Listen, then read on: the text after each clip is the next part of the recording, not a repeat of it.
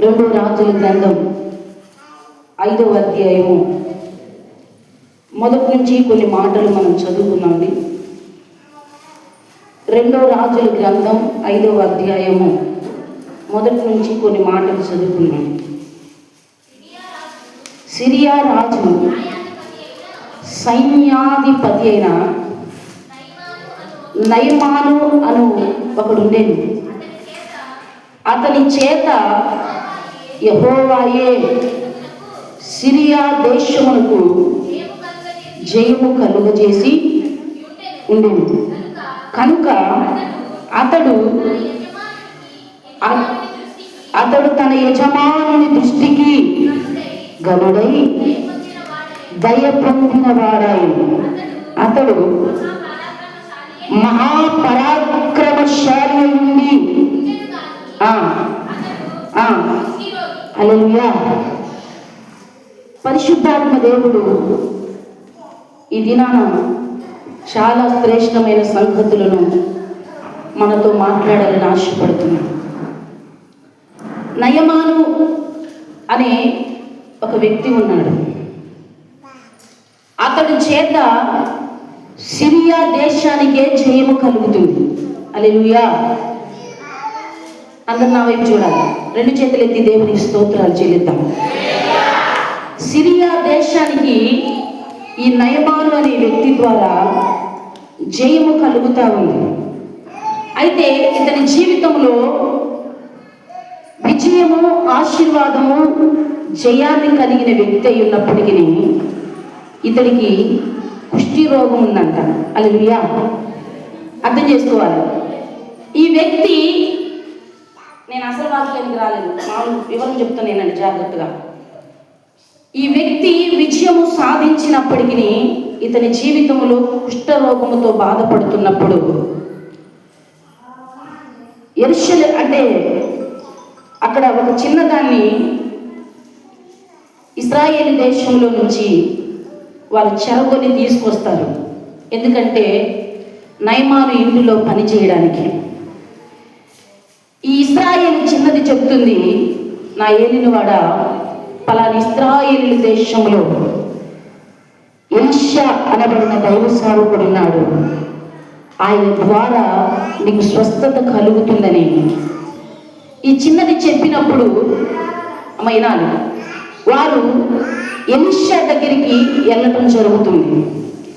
Elisha ఏం చెప్తాడంటే, నీ ఎదురుకున్న యోర్దాను నదిలోకి వెళ్ళి నువ్వు 7 మార్లు మునుగు అన్నప్పుడు నయమాను ఎలీషా చెప్పిన మాట విని 7 మార్లు ఆ యోర్దాను నదిలో మునిగి లేచినప్పుడు అతనికి ఉన్న కుష్టి రోగం వాడి చప్పట్లు కొట్టాను.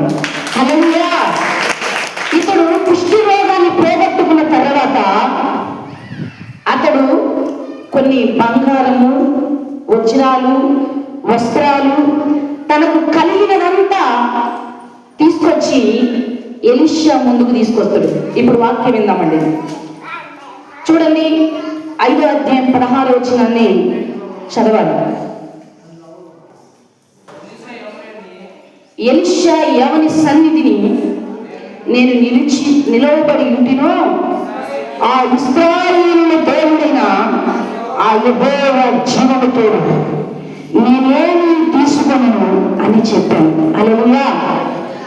ఎలీషా చెప్తున్నాడు నయమానుతో, యెహోవా జీవముతో నువ్వు తీసుకొచ్చినది ఏది కూడా నాకు వద్దు.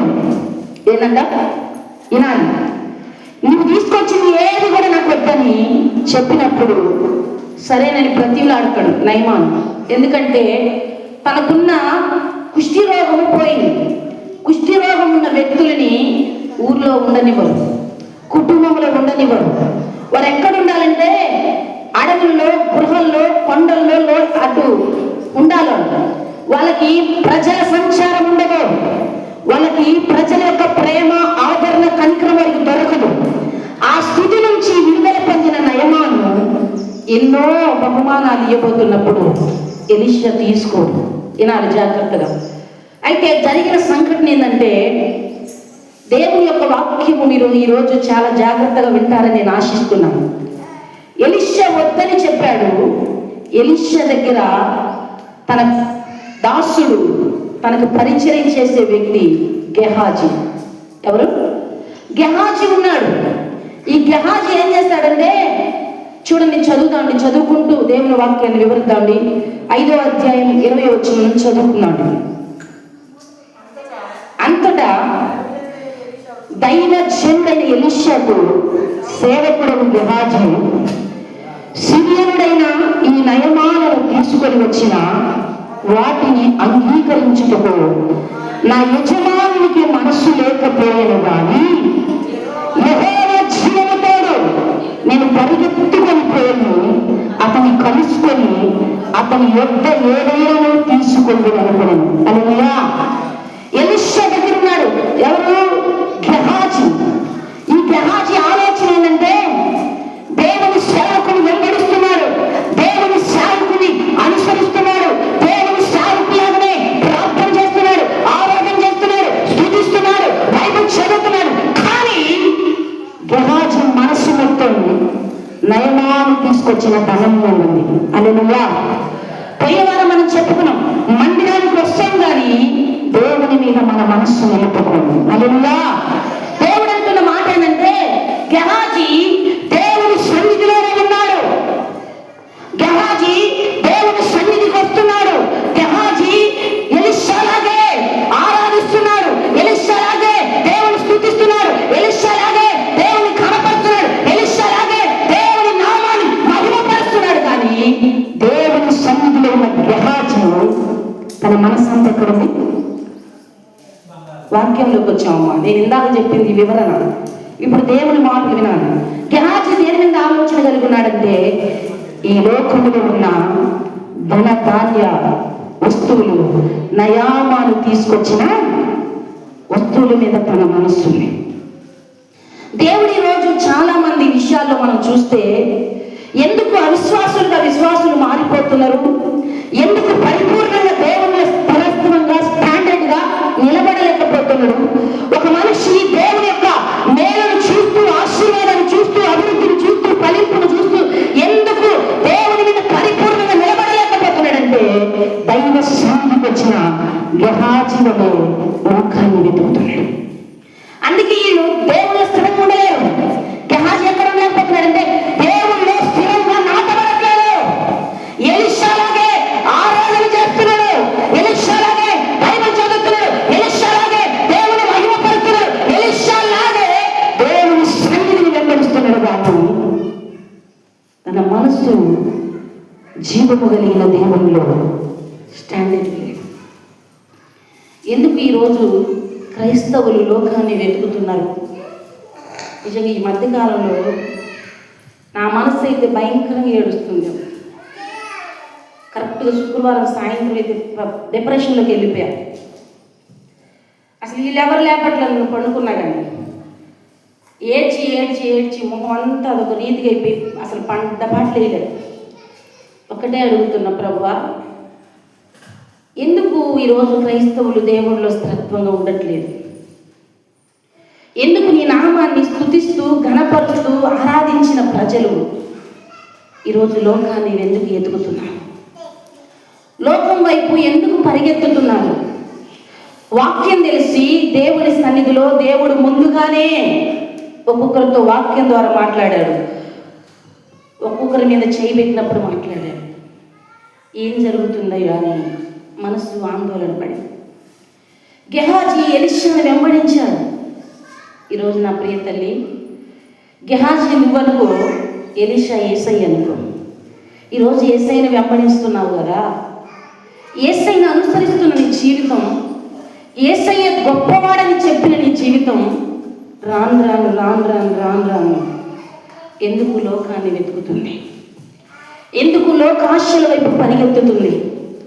ఎందుకు లోకములో ఉన్న వాటి వైపు నీ ఆశ, నీ ఆలోచన పరిగెత్తుతుంది? ఎలీషా ఇక్కడ చూస్తే గెహాజీ ఏం చేస్తాడంటే, నయమాన్ను ఎలీషా పంపించిన తర్వాత మోకరించి ప్రార్థన చేస్తున్నాడు. ఎవరు? ఎలీషా. గెహాజీకి ఒక ఆలోచన వచ్చింది. ఏంటిదో తెలుసా ఆలోచన? నా ఏలినవాడు ఇప్పుడే కళ్ళు తెరవడు, నా ఏలినవాడు ఇప్పుడే చూడడు, నా ఏలినవాడు ఇప్పుడే ప్రార్థన ముగించడు. నేను త్వరగా వెళ్ళి నయమాను తీసుకొచ్చిన వెండి బంగార వస్త్రములు నేను తీసుకొచ్చుకుందుననుకొని పరిగెత్తాడంట. నయమాను దారిలో ఉన్నాడు. ఈ గెహాజీ వెళ్ళి చెప్తున్నాడు. ఏమన్నా తెలుసా? చదువుకుందాంలే. 22వ వచనం చూడండి. 22వ వచనం చదవాలి. నా యజమానుడు నా చేత ఎవరికి చెప్తున్నాడు ఈ మాట? నయమాను చెప్తున్నాడు. గెహాజీ ఏమని చెప్తున్నాడు? నా యజమానుడు నా చేత వర్తమానం పంపాడు. ఏమని? నీ దగ్గర బట్టలు బంగారం సమస్తాన్ని తీసుకురమ్మని. చదువుదండి, నేను చెప్పడం కాదు, చదివితే మీకు అర్థమైంది. ప్రవక్త శిష్యులలో 2 యవనస్తులు ఎఫ్రాయిము మన్యము నుండి నా యుద్ధకు ఇప్పుడే వచ్చింది కనుక నీవు వారి కొరకు 2 మణుగులు వెండియు 2 దుస్తుల బట్టలను దయచేయమని సెలవిచ్చింది. ఇప్పుడు నయమాన్ దగ్గరికి వెళ్ళాడు. ఎవరు? గెహాజీ వెళ్ళి చెప్తున్నాడు, నా ఏలినవాడు ఇప్పుడే వర్తమానం పంపాడు. నువ్వు 2 జతల బట్టలు బంగారము ఇవ్వమన్నప్పుడు నయమాన్ చెప్తున్నాడు, ఏది కావాలంటే తీసుకెళ్ళయ్యా అని చెప్పాడు. ఈరోజు దేవుడు సన్నిధిలో ప్రార్థన చేసి భాషలు మాట్లాడి ఆరాధించి వాక్యం చదివి వాక్యం విని దేవుడి స్వరాన్ని గ్రహించిన వ్యక్తుల జీవితాలు ఏమైపోతాయంటే, దేవుడు మాకు సెలవిచ్చాడు, మా ఇష్టానుసారంగా బ్రతుకుతాడు. ఏం చెప్తున్నాడంటే, వెళ్ళిపోతున్నారు లోకాన్ని వెతుక్కుంటూ. నా ప్రియ తల్లి, గెహాజీ దేవుని సన్నిధిలో లోకాన్ని వెతికినప్పుడు, లోకాన్ని వెతుకుతూ ఆ డబ్బు ఆ యొక్క బంగారం అంతా తీసుకొచ్చి పరుగున తన ఇంట్లో దాచుకొని ఇంకా ప్రార్థన ముగించను ఎలీషా దగ్గరికి వెళ్ళి మోకరించాడు. అప్పుడు ఎలీషా అడుగుతున్నాడు, చదువుదాండి 26వ వచనం. అంతటా ఎలీషా వానితో, ఆ మనుష్యుడు రథము దిగి నిన్ను ఎదుర్కొనుటకు తిరిగి వచ్చినప్పుడు నా మనస్సు నీతో కూడా రాలేదా? హల్లెలూయా. ఎలీషా ప్రార్థన ముగించుకొని గెహాజీని అడిగాడు, గెహాజీ ఇప్పుడు వరకు ఎక్కడికి వెళ్ళావు? ఇప్పుడు వరకు ఏం చేస్తావు? ఇప్పుడు వరకు ఎక్కడ నువ్వు కూర్చున్నావంటే, నా ఏలినవాడా నేను ఎక్కడికి వెళ్ళలేదయ్యా. ఈరోజు లేఖను చెప్తుంది యేసయ్యతో, నీ ఇష్టానుసారమైన వాటి వైపు పరిగెత్తుతూ, నీ ఇష్టానుసారమైన నిర్ణయాలు తీసుకుంటూ, నీ ఇష్టానుసారమైన వాటి వైపు నువ్వు ఆలోచన కలిగి నువ్వు పరిగెత్తుతూ నువ్వు అనుకుంటున్నావు. ఎవరైనా దైవ సేవకుడు లేకుండా ఆత్మపూర్ణంగా దేవుడు మాట్లాడితే నేనేం చెయ్యలా. ఏం చెయ్యలా? యవనస్తుడు ఇక్కడ చూస్తే గెహాజీతో దేవుడు అంటున్నాడు. ఆ మాట చాలా దుఃఖాన్ని కలిగిస్తుంది. ఎలీషా అంటున్నాడు, గెహాజీ నయమాను నేను కేకేసినప్పుడు రథము దిగి నిన్ను ఎదుర్కొనుటకు వచ్చినప్పుడు ఇదిగో నా మనస్సు నీతో రాలేదా? చెప్పాలి. ఏంటంటే నా మనస్సు అసలు ఎంత దుఃఖకరం ఆలోచన. నువ్వు అన్ని ఆచారాలు చేస్తున్నప్పుడు దేవుని మనసు నీతో రావట్లేదా? నువ్వు నీ ఇష్టానుసారంగా సినిమాలకి రకరకాల వైపు వాటిపై పరిగెత్తుతున్నప్పుడు నీతో కూడా దేవుని మనసు రావట్లేదా? నువ్వు బూతులు మాట్లాడుతున్నప్పుడు, అబద్ధాలు చెప్పుచున్నప్పుడు, ఇతరులు దూషిస్తున్నప్పుడు, ఇతరులకి చెడ్డ మాటలు ఇతరుల పక్షాన పలుకుతున్నప్పుడు, నీ సొంత నిర్ణయాలు తీసుకొని ఈ లోక ఆచారాలు మర్యాదల చొప్పున నువ్వు నడుస్తున్నప్పుడు దేవుని మనసు నీతో రావట్లేదా? చెప్పండి తల్లులారా, రావట్లేదా? ఎలీషా అడుగుతున్నాడు గెహాజీని పట్టుకొని, గెహాజీ నువ్వు ఆ యొక్క నయమాన్ని ఎదుర్కోవడానికి వెళ్ళినప్పుడు, ఆ వెండి బంగార వస్తువులు సమస్తాన్ని తీసుకునేటప్పుడు నా మనసు నీతో రాలేదా? చెప్పండి అమ్మా. క్రైస్తవులుగా ఈరోజు పేరు పెట్టబడి మనము అన్యులుగా మారిపోవడానికి గల కారణం ఏంటి? అలా చేస్తున్నప్పుడు దేవుని మనసు నీతో రావట్లేదా? రావట్లేదా? ఆ ఫీలింగ్స్ లేవా? లేకపోతే ఈరోజు బూతులు మాట్లాడుతున్నప్పుడు దేవుని మనసు నీతో లేదా? అబద్ధాలు చెప్పుతున్నప్పుడు, సేవకులు దూషిస్తున్నప్పుడు, సంఘాన్ని గేలి చేస్తున్నప్పుడు, విమర్శిస్తున్నప్పుడు, లోకాన్ని, లోక ఆశలని ఎగతాళి చేస్తున్నప్పుడు దేవుని మనసు నీతో లేదా? గెహాజీతో దేవుడు అంటున్నాడు, ఎలీషా దుఃఖంతో మాట్లాడుతున్నాడు. ఎలీషా ఏమనంటే, గెహాజీ నా మనసు నీతో రాలేదా? వినాలి మాటలు. ఏమంటున్నాడు? నా మనస్సు నీతో రాలేదా? ఈరోజు మనము దేవుని విడిచిపెట్టి సినిమాల వైపు పరిగెత్తుతున్నాం, లోక ఆశల వైపు పరిగెత్తుతున్నాం, లోక ఆలోచన వైపు పరిగెత్తుతున్నాం, ఏదో చేసి బాగుపడాలని లోక తపనతో ఉరికెత్తుతున్నప్పుడు దేవుని మనసు నీతో రాట్లేదా? చెప్పాలి. నిజంగా సంఘం విషయమై ఏడిస్తే భయంకరంగా ఏడవనిపిస్తుంది. దేవుని సన్నిధిని వెతికి దైవ సేవకుల్ని వెంబడించి వారిని అనుసరించి వారి పద్ధతులు, మర్యాద అంతా నేర్చుకొని ఈరోజు గెహాజీ వలె నయమాను తెచ్చిన, లోకానుసరమైన వ్యక్తి తెచ్చిన వాటి వైపు పరిగెత్తుతున్నప్పుడు దేవుని మనసు నీతో రావట్లేదా? మీ మనస్సాక్షులు పనిచేస్తానే చేయట్లేదా? చెప్పాలి. నేను నీతో రావట్లేదా? అర్థమైందా? రావట్లేదు నా మాట. వస్తుందా? రావట్లేదు దేవుని మనసు. ఎందుకంటే క్రైస్తవుడు ఈరోజు తమ సొంత నిర్ణయాల మీద బ్రతుకుతున్నాడు, తమ ఆలోచనల మీద జీవించాలని చూస్తున్నాడు. కానీ అది శాశ్వతముగా నీకు ఆశీర్వాదాన్ని తీసుకురాదు.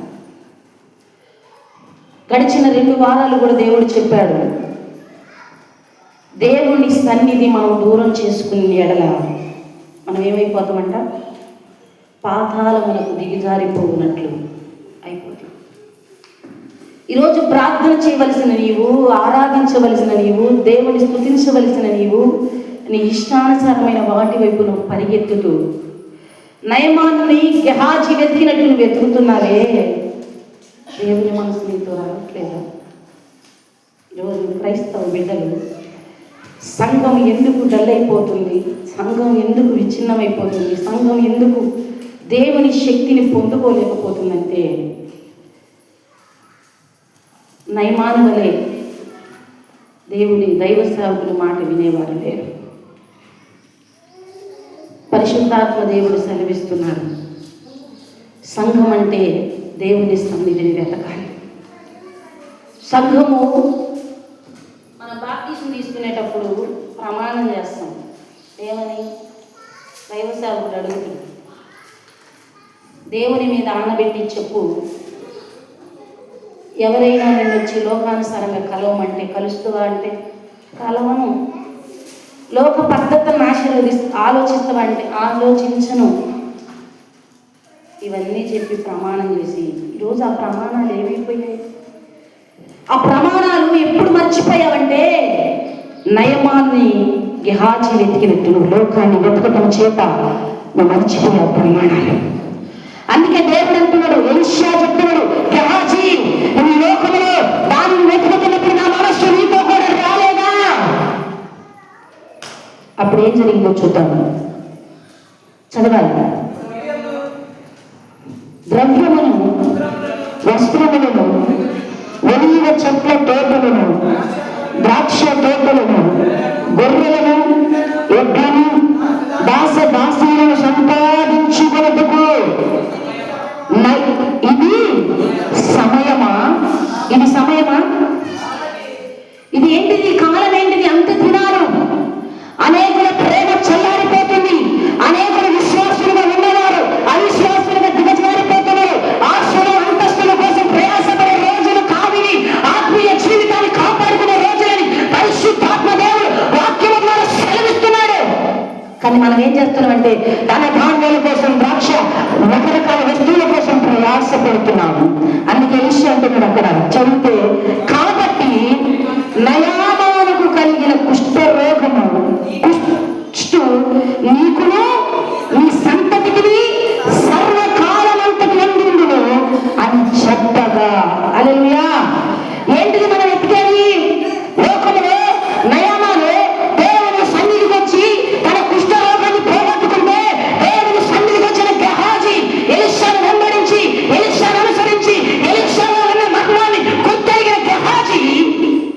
ఏం పొందుకున్నాడంట?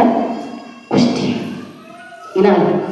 నయమాను పోగొట్టుకున్నది నయమానులో ఎతికాడు గెహాజీ. ఏం ఎతికాడు నయమానులు అంటే ధనధాన్యాలు అనుకున్నాడు, కానీ నయమాను పోగొట్టుకున్నది గెహాజీ పొందుకుంటాడని ఆలోచించడు. రెండు చేతులు చక్కటి వరకు దేవుని స్థితిస్తాను. హల్లెలూయా.